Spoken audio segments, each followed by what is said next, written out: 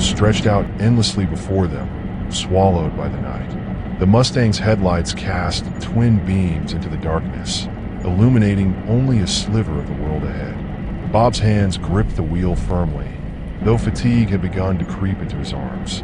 They had been driving for hours, but the weight of exhaustion felt heavier than the time passed. Next to him, Carol cradled their newborn son, Brian. The baby, swaddled tightly in a soft blanket, made quiet little sounds as he drifted between sleep and wakefulness. Carol's eyes flicked from Brian to the window, where towering pine trees loomed on either side of the highway, their shadows stretching like fingers into the inky sky. "I can't believe it," she murmured, her voice a mix of wonder and weariness. Bob glanced at her, his lips curling into a faint smile. "What? That we're finally on the way home?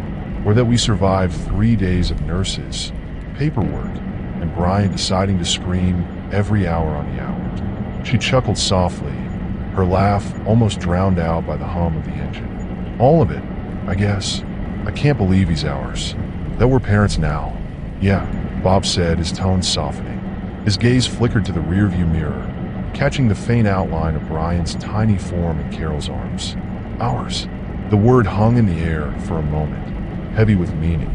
But before either of them could say more, the Mustang jolted.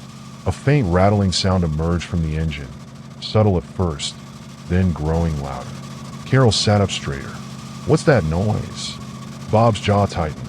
"Probably the alternator again," he muttered, though there was a note of worry in his voice. The rattling became a metallic groan, and the car began to shudder. "Bob," Carol started, but the Mustang cut her off with one final shudder before stalling completely.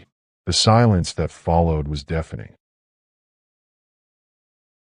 "Damn it," Bob muttered, pulling the car to the shoulder as it coasted to a stop.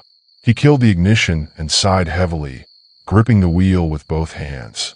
"Of all the times, what do we do now?" Carol asked, her voice edged with tension.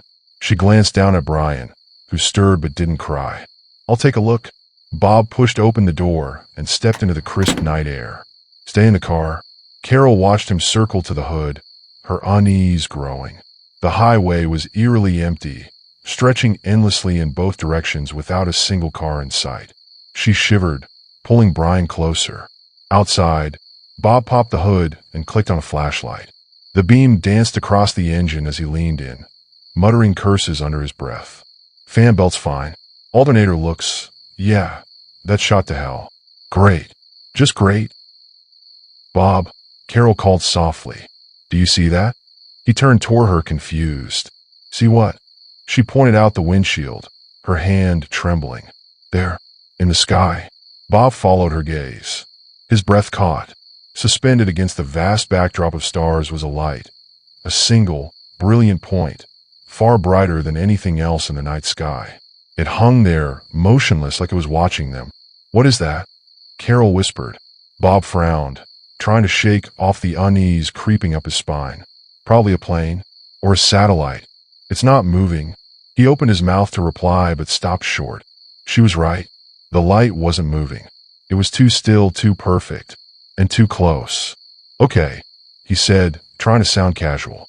"Maybe it's, I don't know, one of those weather balloons." Carol didn't respond.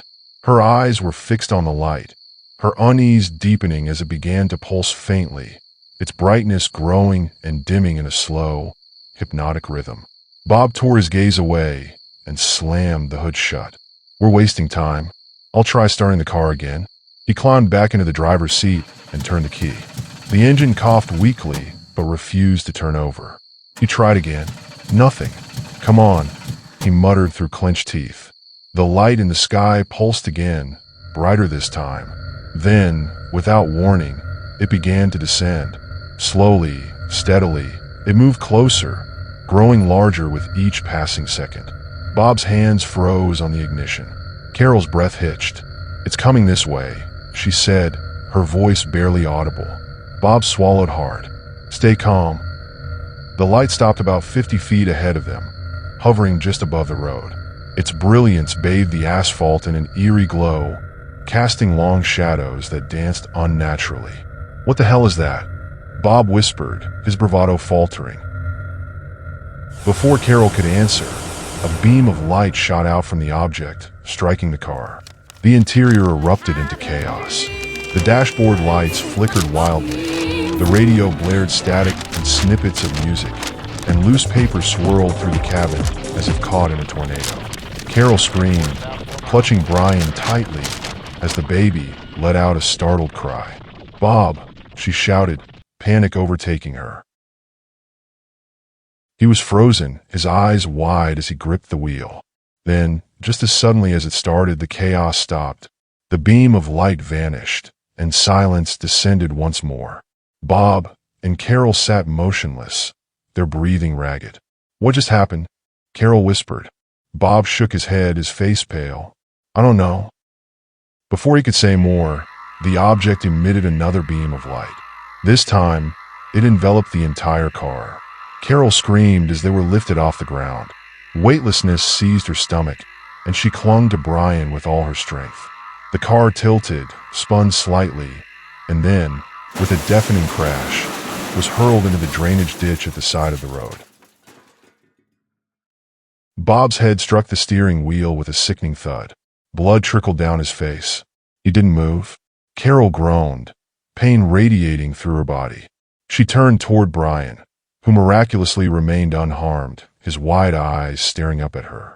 A shadow moved outside the car. Carol froze. The figure that emerged from the light was unlike anything she had ever seen.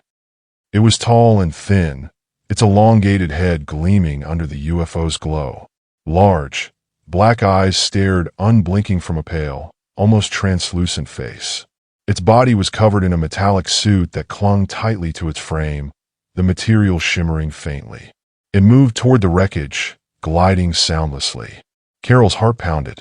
She tightened her grip on Brian, her instincts screaming at her to protect him. The being stopped beside the car and extended a hand. Though it made no sound, a voice echoed in her mind. "Give me the child." "No," Carol gasped, pulling Brian closer. The alien tilted its head, almost curiously. Then it spread its long fingers, and Brian began to float. "No!" Carol screamed, reaching out as her baby was lifted from her arms. "Please no! Don't take him!" The infant drifted gently through the air, settling into the alien's outstretched hands. Brian let out a small cry, his tiny fingers grasping at nothing. The being turned and began gliding back toward the UFO. "Bring him back!" Carol screamed, tears streaming down her face. She struggled against the wreckage, her desperation giving her strength. "Give me back my baby!" The alien paused at the base of the beam of light. It turned its head slightly, its expression unreadable. Then, with a voice as cold as the void, it said, "The child was never yours." Carol's screams echoed into the night. As the alien ascended into the UFO, Brian cradled securely in its arms. The craft pulsed with light one final time before vanishing into the sky, leaving only silence in its wake. Carol collapsed back into the wreckage, her sobs racking her broken body.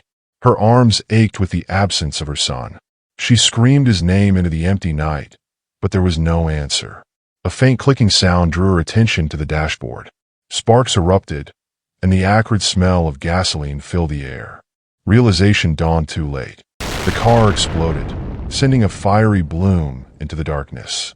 Far above, the UFO disappeared into the stars, carrying with it the infant who would never know the world he was born into, or the mother who had fought so desperately to keep him.